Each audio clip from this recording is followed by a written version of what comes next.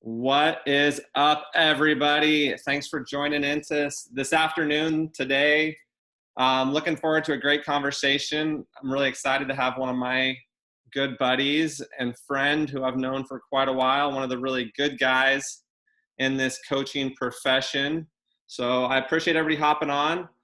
Coach Paulson is going to give us a little bit of his background, but from a player to a Dobo to an assistant to a Dobo to now a head coach at Carroll College, and he led them to the NAI National Championship game his first year, and now is going into year 3, correct, Coach? Yes, year 3. All Yep. right. Well, just give us you want to just give us a little background, tell us a little bit more, maybe I'd love to hear a little bit about your dad's influence and kind of how you got to where you're at. Yeah, absolutely. Well, appreciate you having me on, Brant. I know you do a great job over in Oregon, getting some exposure for those kids. And so hopefully those kids that are tuned in and all the kids you work with know how lucky they are. But yeah, our background was I was an assistant over in Missoula, Montana at University of Montana. And I believe Brant reached out to me, and this is about 2013. And we just started some communication on email. He was coaching, I believe it was the Oregon Stars at that time. Is that correct, Brant? Yeah, you're right. You're right. Yeah, just reaching out, doing a lot what he's doing right now with these kids is getting some exposure and trying to get their name out there and some film. And so I was an assistant coach, and we just started some communication and talking about some recruits. And then just so happened about 10 months later, I had followed Wayne Tinkle out to Oregon State on his staff, and then Brant and I guess connected in person out in Oregon, and just been keeping in touch ever since 2013. So that's kind of the backstory here, and the relationship for getting me on with this crew. But I guess what I wanted to talk about a little bit was the recruiting process and what these kids need to hear on kind of from my end. So I'm the head coach at Carroll College. We're an NAIA school. Starting this year, there's just one division in the NAIA, and before this upcoming season, it was Division I and Division II. Really not a lot of difference between the two, just broken up into kind of two sections. But moving forward, we have a large group. It's a great level, and we feel like we have a lot to offer. We are a scholarship level school at Carroll, very high academic, and so the type of kids we're looking for, you got to check a lot of boxes, and you're going to hear this kind of cliche from lots of parents and coaches and college coaches, but it really does start on the academic end with me, because we can't really get too far down the line with a recruit if he doesn't check the boxes of transcripts and test scores. And so that's kind of where I start with kids. Maybe I do see a kid that I like. Maybe I see him in an AAU game, but then immediately I got to kind of get right to that and find out if they're able to get into our school, into our program based on the grades. So that weeds a lot of kids out right from the get-go, unfortunately. But that's just kind of the very first line of defense that we have to get through. And then from there, my challenge is to find kids who are very smart and academic oriented, but then also can play at a high level. We have to recruit at a higher level than the NAI if we're going to be the top team in our league, or we want to get to the national level, get to the national tournament, that kind of thing. So, the type of kids we're looking for, talented, but also have the grades. And so one thing that I think a lot of these listeners should think about is, well, how do you stand out there's lots of players out there. You know, you're competing not only at your high school, in your grade level, you're competing across state lines, and then the college coaches, we're always getting inundated with international players in this day and age. With, you know, all the technology we have, we can see a lot more players than they used to 20 years ago, just with technology. So how do you stand out? And like I said, for us, it's going to start in the classroom, the test scores. But you know, a lot of players don't know. This is maybe a misconception, but a lot of it has to do with the player and their family recruiting the coach or that school as well. Um, Oftentimes in my career, we've had kids recruit us at least to get the ball rolling, and then down the road we end up signing that kid, but we may have not have known about that player if they didn't recruit us. So there's definitely nothing wrong with the player and the family recruiting a certain school or a certain coach they may know or like. um, we actually encourage that a lot, and that can get the ball rolling a little bit, at least with you know, some communication and some film and those test scores and transcripts. So nothing wrong with that. Players on your end, finding a list of schools that you like. Maybe going into your junior year, you got a list of maybe 10 dream schools, and then as you go into your senior year, maybe you're narrowing that list down to 5 schools that you're realistically serious about. And nothing wrong with you showing up on that school's campus, contacting the coach, the head coach, the assistants, and maybe trying to set up an open gym in the springtime, maybe going into your senior year, the summer going into your senior year. There's nothing wrong with that, trying to set up an appointment where you're getting in the face of that coach. And it might take a few emails or a few phone calls or texts, but if you show some persistence and get in those coaches' faces, that's going to increase your probability of getting seen by those schools that you realistically could see yourself at. I think that's huge. Like you said, showing persistence, because I'm sure you get way more than I do. I'm at a non-scholarship level school, so I'm sure you're getting even more than I am. But the kids that don't do the research, you know, they'll say, "Hey, congratulations on a great season, coach." You know, obviously they didn't look at our record because we didn't have a great season last year. Or it says, "I want to play at Linfield College," where they forget to change the one spot where they're supposed to change the name of the school. So I think kids need to make it specific to the school and put in a little time into researching how they did last season. You know, because if you're getting 15 emails, how do you differentiate yourself? You have to have done a little research on the program. Yeah, exactly. And that's kind of what I was getting at with how do you stand out? Oftentimes it takes some persistence, almost to the point of bugging the coach so he knows you're serious.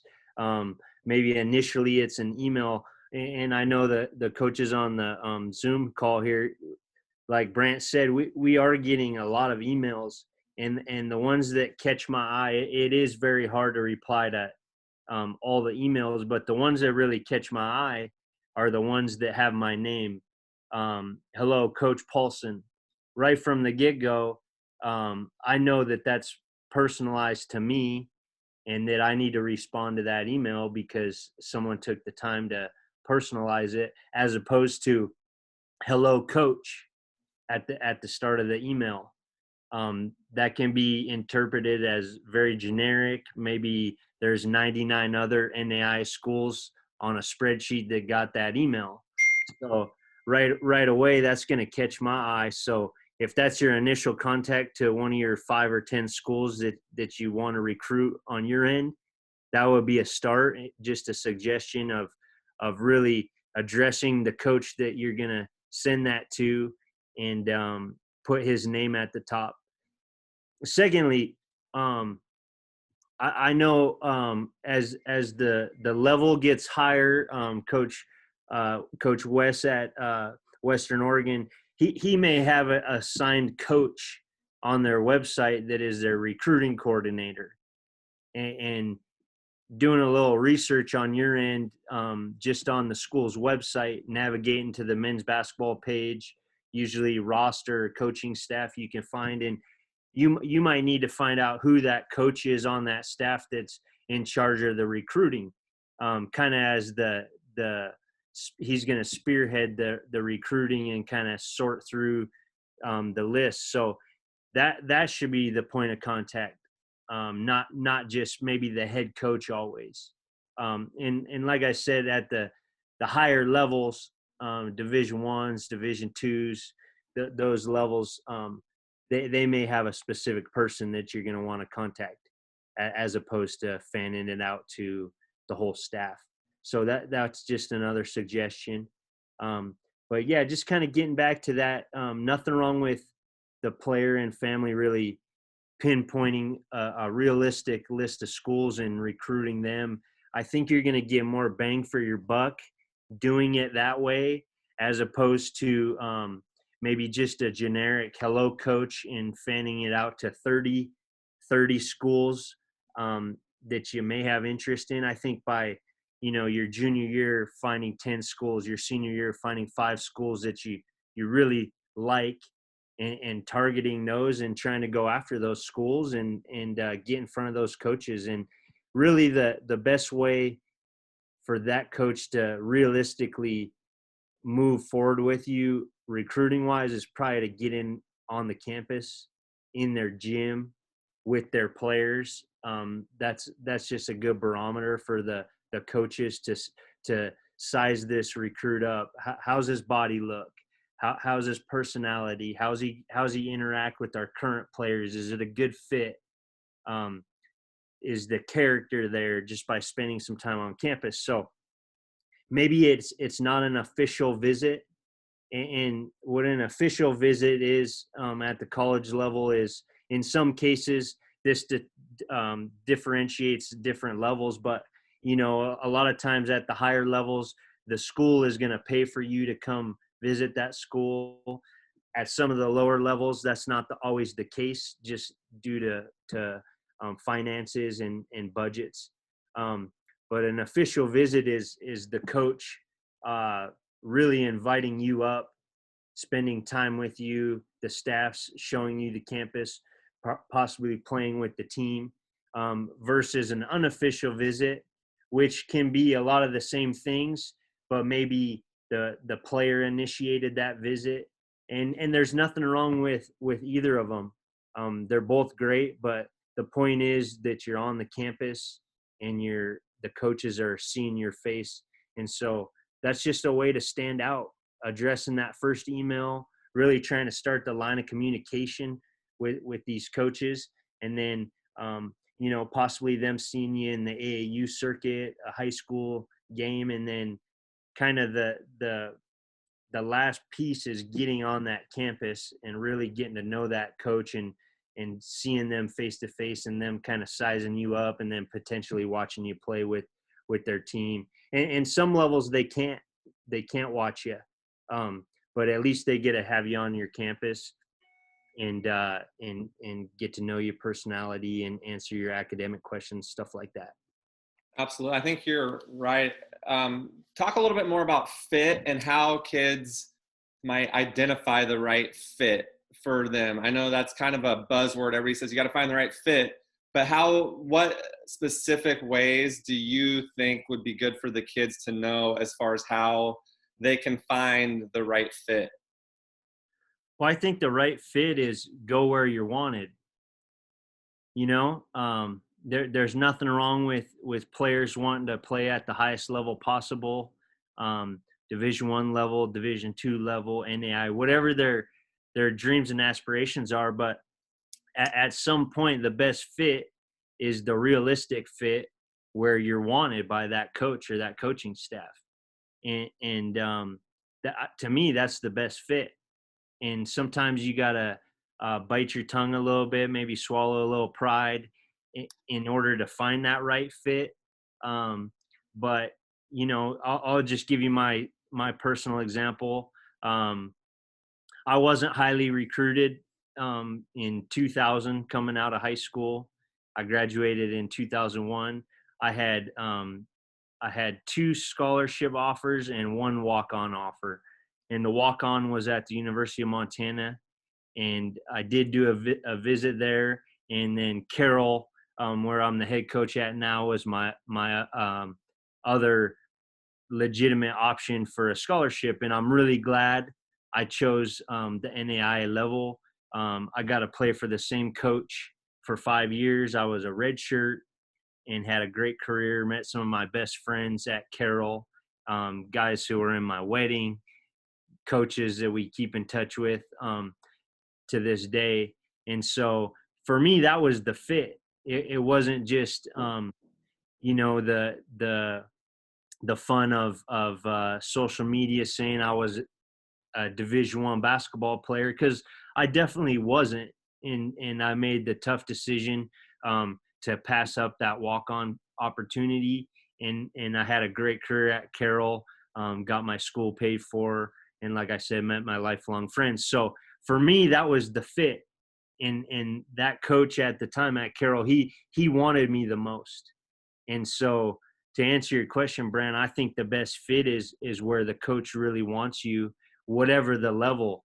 I think that it gives you that player the best chance to have success, no matter the level. And what a lot of the kids coming out of high school don't realize, because they've never been through it, they don't know how competitive any level of college basketball is. Division III is a great level of basketball. I've seen it firsthand, and it's a great level. In the NWAC, Junior College Conference, Washington and Oregon primarily, it's a great level of basketball. There's Division I players that come out of that. There's Division II players that come out of that level. Division III, NAI, you name it. It's a great brand. I think the NAIA national tournament is loaded with pros. Maybe not NBA guys like Dennis Rodman and Scottie Pippen every year, but there's guys from the NAIA that couldn't play Division I because of their clock issues or whatever it might be that are playing NAIA. And it's just, like you said, fit. I think what you said about going where you're wanted is definitely a huge part.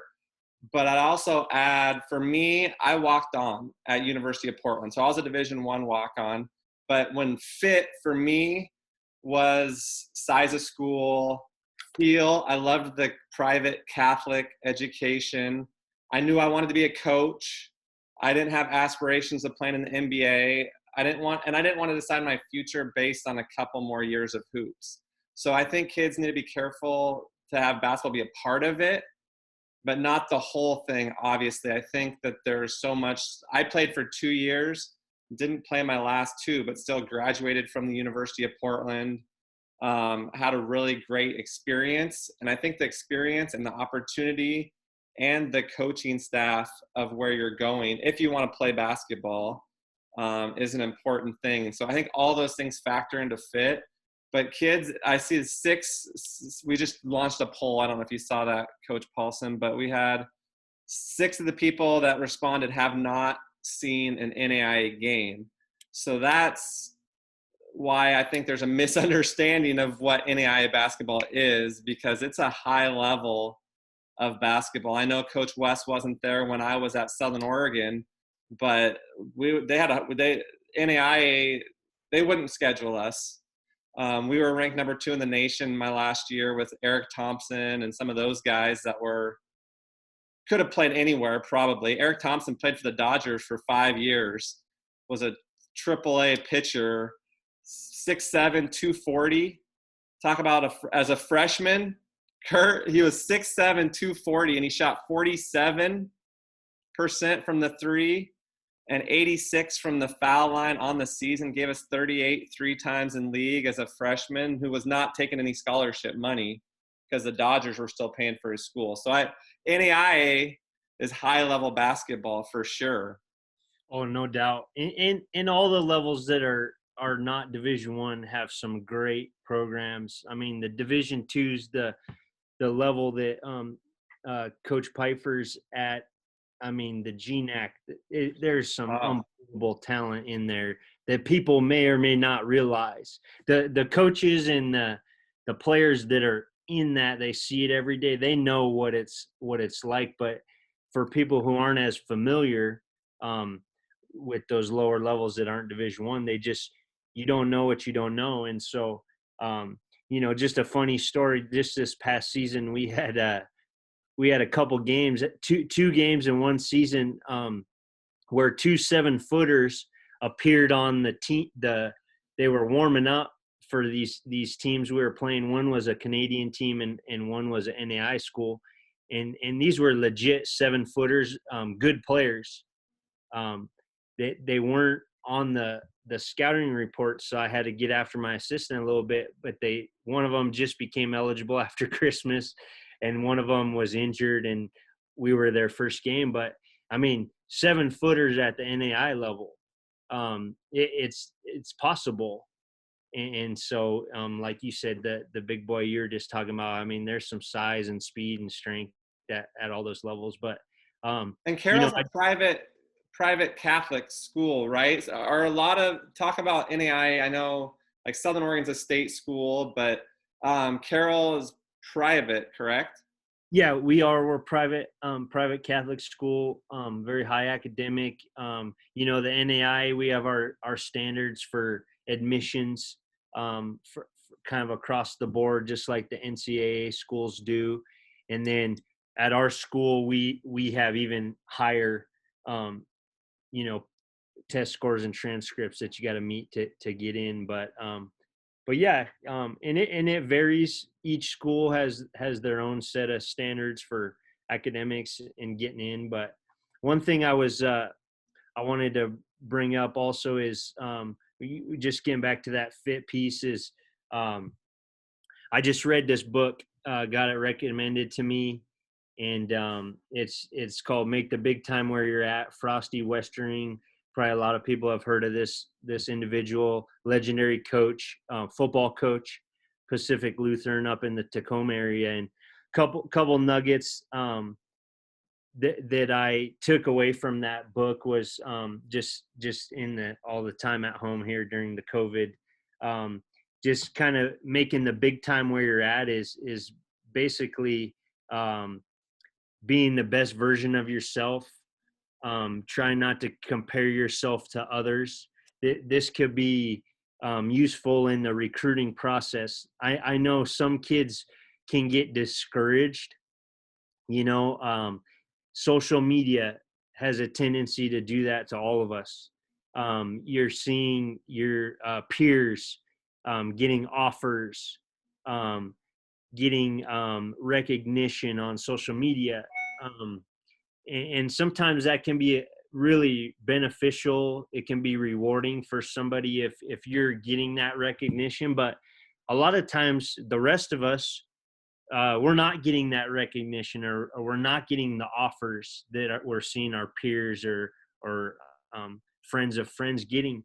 And I don't think that's a bad thing. It's something I learned from that book, just kind of being the best version of yourself, and try not to compare yourself to others. And this is all kind of circling back to that fit. Brant's fit. He had a great experience choosing the Division One.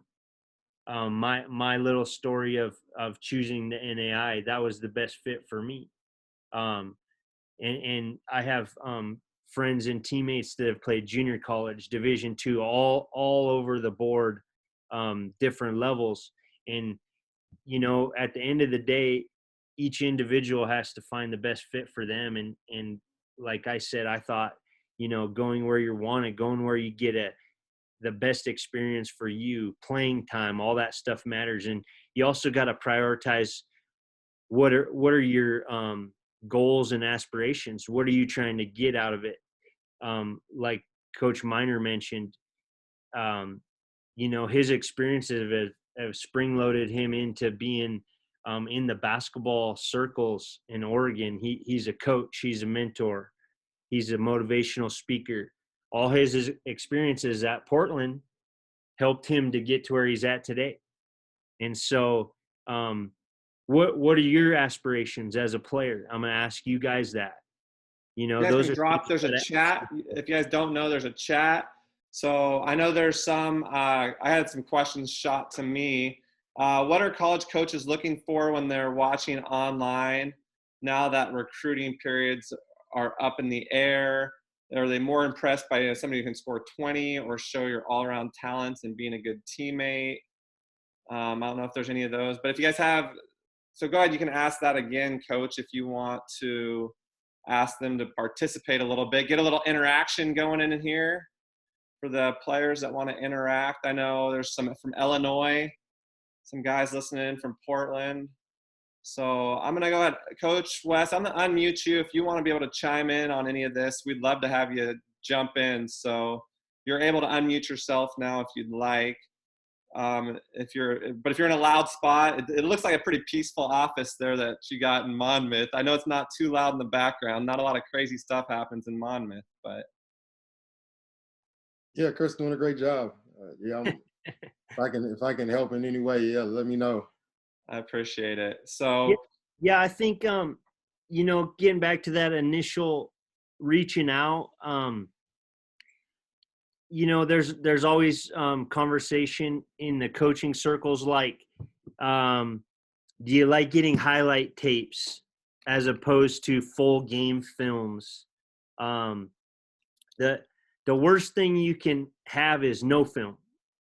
So if you need to put some hours in, making some cut ups, a highlight video, that's probably the best initial you know, type of film that you want to send it in a text or a email, at least to get the attention. I know one thing a coaching buddy told to me is in the highlight tapes, he said he's looking for if a kid is making a play, but it's just one play in a different gym every clip. He said he's going to start to wonder if that kid's getting a lot of playing time, you know, as opposed to making clips from one game, kind of seeing yourself in the same gym, so you know it's the same opponent you're playing against. You're getting some rebounds in that game. You're knocking down some shots, showing some defense, some passing, all from that one game, clipping it up and putting that in your highlight video. I say like appropriate music. For sure. It is a big one for me. Like if I'm hearing curse words right off the get-go with highlight video, it's a major turnoff. It's not the you know, the deciding point in the recruiting process possibly, but it's definitely a first impression. So appropriate music, something real light, something that's not going to distract the coach from the actual content of the video. I'd say that's important. And then also having some full game film, something where the coach, after the initial, you caught their attention by reaching out, maybe they've had some communication back to you. Okay, now they're intrigued. Let's have some game film, a full game film, maybe from your high school season, something recent, or your AAU team, something recent that you can easily send to that coach, and then kind of get the ball rolling from there. I think that doing something unique in your highlight video is really important. And it doesn't mean having a crazy song or the same clip from 6 different angles of making people fall down. But I think I saw one the other day, 4 charges right off the bat in the first 6 seconds. And I was like, okay, that kind of caught my attention. Then it showed him game 1, and it showed, like you said, the clips, the highlight clips from one complete game. And then it showed him his like height video of him like high-fiving kids, like just slapping hands. I was like, this is unique. And I think to get coaches' attention right now, you have to be unique. You have to be uncommon. Because if you're getting a lot of highlight videos, kids make every shot in every highlight video. I've never seen one, and that's probably good. Because if you don't make every shot, you need a new editor or a new producer of your video. I watch the bench. I want to see how his teammates react. Are they up going, let's go, because they know it's going in, or are they kind of sitting there like, oh, this is the 1 out of 5 he makes a game, you know? So I think it's important to try to do something unique in your video. Don't just show the 1-3 you make each game. I think that's a good point that you made, was don't just show the different gym every game. But I think trying to have a video that shows you finishing left, finishing right, going left, shooting inside, you know, showing a versatility of your game is really important also. So if you guys are listening, I dropped mine. One of my goals, one of my priorities is to help the university I'm at get into the top 4.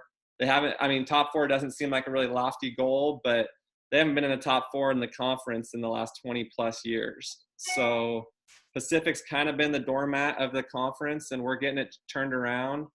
But thanks, David. I think that's a good goal. GPA, get that GPA up. David Hubbard's a baller from Illinois. I got to meet when I was back in Champaign this last fall. So thanks for dropping that in there, David. But yeah, I think having a highlight video that doesn't just show the one clip is important. I think what you said, the squeaky wheel getting the grease, kind of, you know, at least they show it's not. I've had some, I don't know if you've got them, but they don't even know about blind carbon copy, where they have like the CC, just a list of college coaches' emails. And it's like, if I reply all, I'm going to reply to every college coach in the country. Like, some kids need to do a little bit more research when it comes to that. Talk a little bit about your dad, Kurt. What, he was a coach, or what? Yeah, he was. So my dad was a high school coach over here in Montana in Great Falls. We have a big high school called C.M. Russell High School in Great Falls, Montana. So my dad was a assistant coach for a lot of years, teacher and a coach, and then head coach. Couple famous names he coached and may or may not have heard. Dave Dickinson was like a CFL Grey Cup champion quarterback. He was a point guard on one of my dad's teams. He also coached Ryan Leaf, NFL football player. So had some good football players coming through there at the time, and some basketball success too. So, but yeah, and then we actually ended up moving to the Flathead Valley when I was in middle school and high school, and I didn't get coached by my dad. He got out and was in administration, but coincidentally, he's the Frontier Conference Commissioner. That's the conference that Carroll's in. He's been doing that for about 13 years now. So it's kind of fun being in the same league. Don't have a lot of interaction on the business side of things, but definitely fun and nice for me and my wife and kids to be back in Montana, a little closer to family. But we loved our time in Oregon. Loved working at Oregon State. That was a very fulfilling experience. I was there 4 years, director of operations for Coach Tinkle. And then, just one day got a text message that this Carroll job was open and the timing was right. And so this was my alma mater, and lucky enough to be back here as the head coach. And so I walked into an awesome situation. The previous coach, his name was Carson Cunningham at Carroll. He had moved on to Incarnate Word, which is a Division I program in Texas, the Southland Conference, couple schools in that league, Nicholls State, Lamar, Stephen F. Austin, really, really good basketball league. So he moved on, left me a great situation. We had some kids that really took a lot of pride in being at Carroll. They were 4-year players. And so I had a few seniors and one junior that really kind of carried us into that national championship. My first year, we played Georgetown, Kentucky. A lot of Division I talent on that team. Lost in the national championship. So just a great first season. And then what I really had to do, as we're talking recruiting, is right when I got the job, I really had to spend the first 2 years recruiting hard because we needed numbers. We lost a lot of talent right away after that first season. I was only with those kids 9, 10 months. Lost four seniors, starters, and then so we had to reload. And so I was driving all over the West Coast. Got some international connections, got some international kids in here. And it's really been kind of a blur for 2 years. And then this summer's kind of been the first time I've caught my breath, where we have a full roster, 15 players, kids that we are really excited about. And we went the high school route, and we don't have one transfer in our program right now. We have 15 high school recruits. And that's not saying we won't look at transfers in the future, because we will. Carroll's had a lot of success with transfers. It's just for a lot of reasons. One was when I interviewed for this job, I was telling the committee I wanted to base the recruiting around high school kids. So I had to do that, stick to my word. That's what I told the committee. So we've been recruiting high school kids, and we've been redshirting if possible. But a lot of the first 2 classes we've had, we haven't been able to redshirt them due to just numbers and coaching change. There's some turnover usually. And so we've had a lot of freshmen playing right away. And so we're kind of building towards the future. Even though we've had a lot of success that first year, we won 29 games and got to the national championship. And then my second year, we won 24 games. And we started 2 freshmen, 2 sophomores, and 1 our lone senior. So we had the freshman of the year this year, and then we had the freshman of the year in our conference last year. That's our starting backcourt. So we got something to build off of, and just always looking for players, trying to network and meet new coaches. I actually called Coach Pfeiffer on one of his players this spring. I had never met Coach, and I reached out to his assistant and then him, and now I feel like we have a connection, and maybe cross paths on the recruiting trail or something. And then just like you, Brant, keeping in touch and networking, and always looking for players. I feel like the recruiting that I've done at Montana when I was an assistant coach, and at Oregon State in kind of a different role, and then at Carroll, the 3 places that I've coached in college, I feel like my networking and my personal connections with other coaches or people in general have gotten more success on the recruiting trail than just kind of random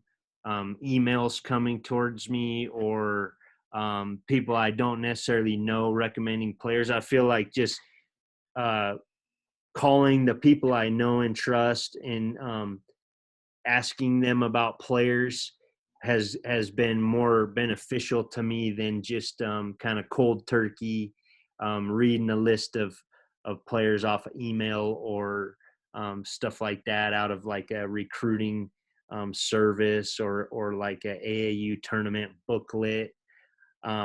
So I guess the point of that is it comes down to relationships.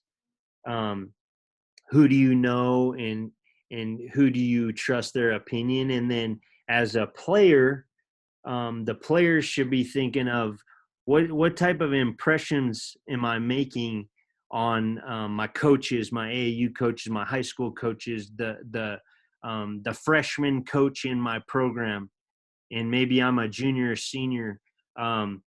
Maybe you don't think that coach has an impression on you, but you just want to always make sure you're treating anyone that can help you or not help you at the time. You should really try to treat people well, because you just never know when a recommendation can be made on your behalf as a college basketball recruit.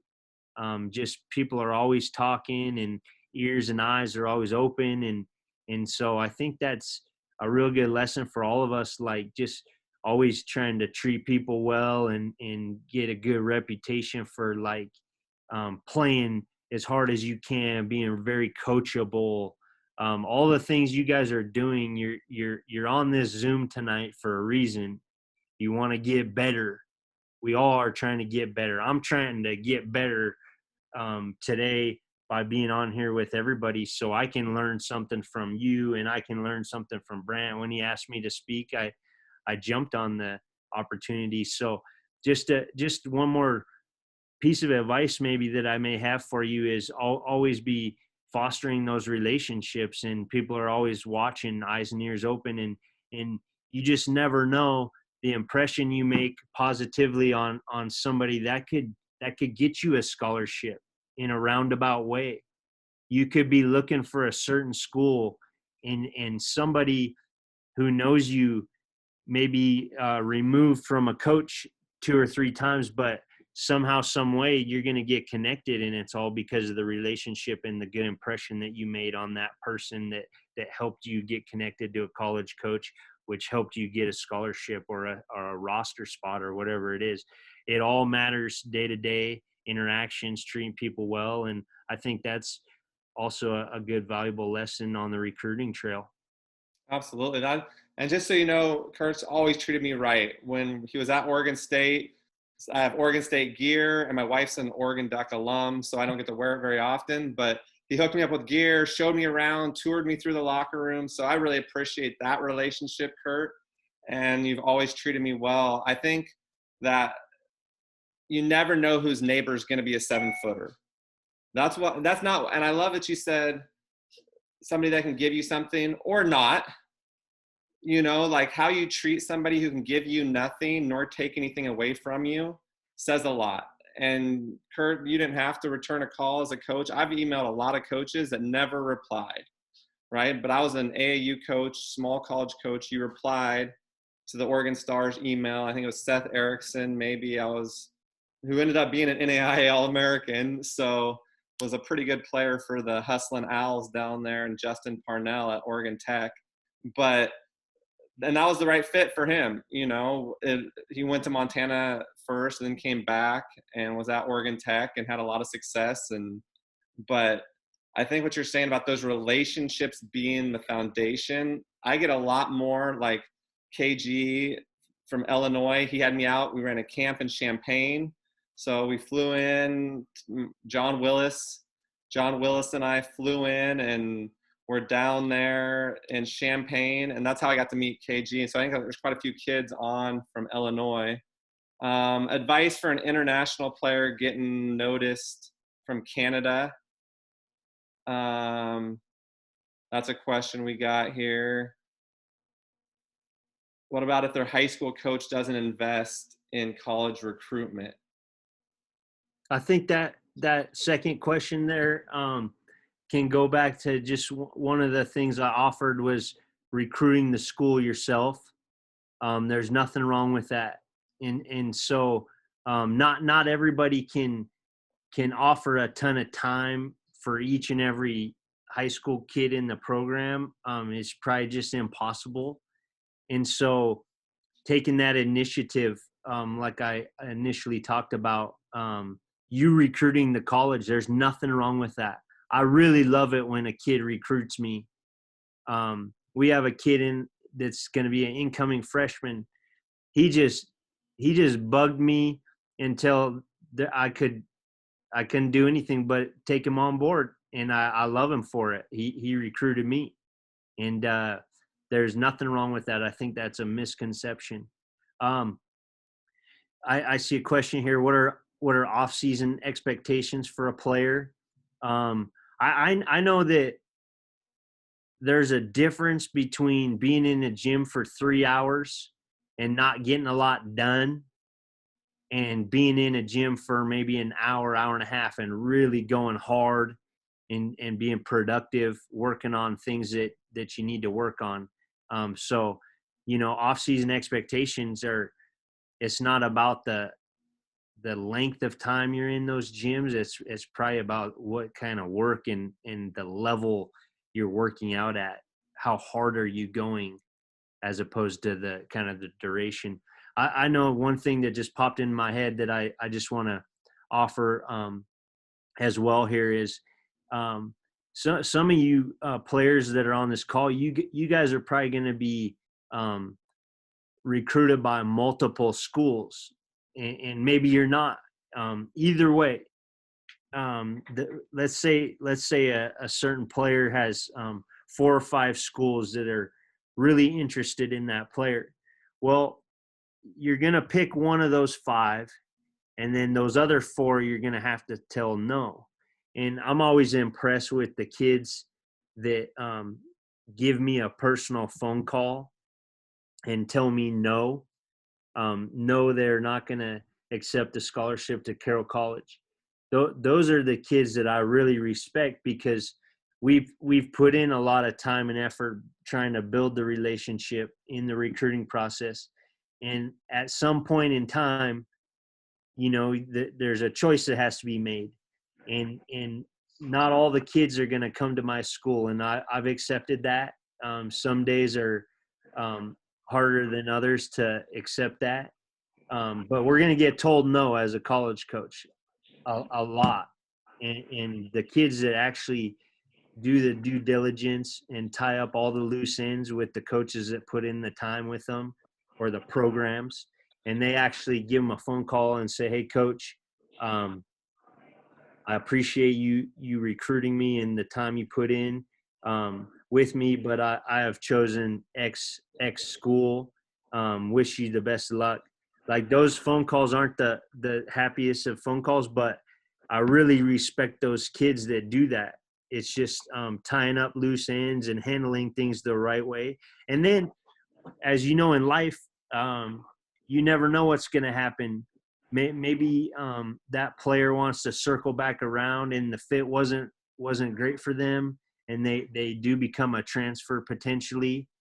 You didn't burn the bridge. You tied up the loose end. You handled things appropriately, and you let that coach know so he can plan for the next name on the list. I think that's very, very important. I'll tell you the story, and I feel like you might have known the story about me. I was going to go to University of Portland, so I called Warner Pacific's coach, who had been recruiting me, spending time. And I, like you said, hey, Coach Wold, thanks for spending the time and money you did recruiting me, but I'm just going to go to University of Portland as a student. Oh, by the way, my brother's the assistant coach. Tal Wold, Rich Wold, the brothers. So that's because I handled it appropriately. If I would have just blown him off or not given him that call and the respect of saying, hey, thanks. And that's a tough conversation to have for anybody, but it also shows that you're, kind of a man enough to do it. But that's how I got to play at University of Portland, was the coach at Warner Pacific's brother. And that was just an example, but there's lots of times coach moves from D2 to D1, or NAIA to D1, or Joe White, who goes from junior college to D1. So there's lots of those examples of just being a man, and sometimes you have to make that tough call. But Coach KG, are you there? He wanted to ask a question. So KG is Champaign Heat club coach. Let's see if I can get you unmuted here, Coach. There you go. You're unmuted. Hey, what's up, Coach? Hey, just quick question. I have a kid from Canada on my team, and first time I had an international player. Just wondering, for the U.S. college coaches, like, what's the process for recruiting the international kids? And of course, because of COVID, he can't cross the border right now, so we're hoping that ends soon. But like, what's the process for international players? Yeah, is this Ahmed on the question board? Yeah, this is Ahmed. Yeah. Okay. Yeah, I was hoping I could answer that before this ended. So, well, we have 4 international players in our program out of 15, and all four for me were like personal relationships I had with their coaches Okay. or like their mentors. It's harder with the international kids because we do get a lot of just kind of random emails, international kids wanting to come over, because what people may or may not know is most of the countries in the world besides the USA, their club ball and their colleges aren't affiliated. These are totally separate entities, and they don't work well together. Mm-hmm. Just the schedules, these kids are just, you can't really do both without just getting too exhausted. So a lot of the reasons why the international kids want to come to the US is obviously we have the joint academics and athletics together. It's just the schedules work better, scholarships, all that stuff. So lots of kids want to come over, so we're getting inundated with emails. So for me, just kind of having a connection, that's just a much safer bet with the international kids. Now with the COVID situation, I can speak directly. We kept 3 of our international kids on campus all summer. We decided, lots of conversations with their families about keeping them here. And then initially it was like, let's keep you here for the first part of the summer. Things will get better. July 10th, Right. we'll send you home and then get you back. Maybe you get 5 weeks at home instead of, 10 weeks originally you were going to get, or whatever. So we still have our 3 players here. These poor guys, if they would have left, they may or may not be able to get back in. My fourth player, unfortunately, he's in the same boat as Ahmed. Like, he hasn't gotten his visa yet, which is his student visa to study. So he's Turkish, and we just don't know when those embassies are going to open in these individual countries. So it's a wait and see game. Obviously, the kid is very nervous, but we're trying to wait it out and see what happens. I don't know if any of that had answered Ahmad's question, but there's lots of kids who have, if they haven't got their I-20 from the school. I-20 is just a document saying that they can come over and study. If they haven't got that and the actual visa, which is the stamp on the passport to come in the U.S., they're going to be in a world of hurt. If they already have a visa, like if they're a returning student and they just left the U.S. and went up to Canada for the summer, but they already have that, I think the chances of them getting back to their school in time for school to start in the fall is much better. I'm not saying it's 100% in each case, but it's much better. It's just a matter of they have the visa punched on the passport yet or not. And a lot of that has to do with if they're like a first-time student, they're like a high school senior coming in as a college freshman, it's not going to look good for a lot of these kids right now. Okay. I guess just one more question, Coach. I appreciate your time again. Are there any like resources that U.S. college coaches use to identify international players, like besides like NCSA? Is there anything, source or Twitter or anything that you guys look at to find international guys? There's a few contacts that I know of, and when I say a few, there's 3 guys that I kind of go through for internationals, players, but these are guys that I personally have met along the way. Okay. I guess I don't know of any entities that really have a lot of like a good track record of getting these kids. I don't know. It's for the college coaches, until they've like seen them with their own 2 eyes in their own gyms or actually like in a AAU scene.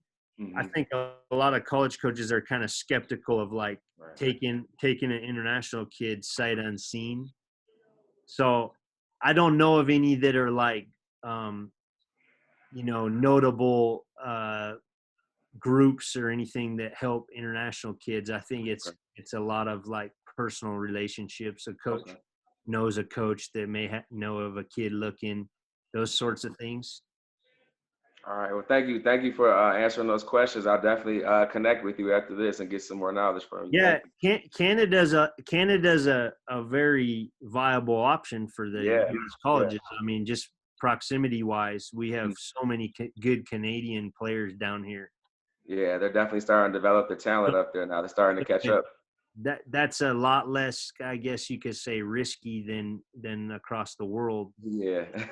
Proximity. So I think those Canadian kids, they have a lot of opportunities to come over. You see these high major Canadian kids all the time. I mean, the ball is really good up there, obviously. Yeah. All right. Thank you, Coach. I'll catch up with you. Thank you. Nice to meet you. You too, Coach Paulson. Thank you. Well, great. Well, I really appreciate you taking the time, Kurt. It's good. I know pulling you away from the wife and family, I definitely appreciate your time. And I know there's a lot of people on the call that I know took away a lot because I did. One quick thing I'll mention to the guys watching, if you can, try to change your name on the Zoom call. I know some of you might not be able to, but just so you know, like Sam Bradbury, I recognize his name. Big fella, probably 6'7", 6'8", kid from Illinois. But then I know Jimmy's on here, but I don't see his name. Maybe he's on his mom's account, but that's just, you want to try to leave a good impression. So putting your name where we can see it would help just with that name association. So that's just a little critique, feedback for those that are watching. But appreciate you guys tuning in. Kurt, I really appreciate you joining me. It was great to see you, man. You bet. I threw my Twitter and my email up on that chat. If anybody Did you? wants. I'm not. Let's see. Did you send it to somebody specifically? Maybe. Oh, it says privately. Let me see if I can change that. Yeah, see if you can do it to everybody. And Coach Wes from Western Oregon dropped his email in There, that. it also. should be open to everybody. Let's see.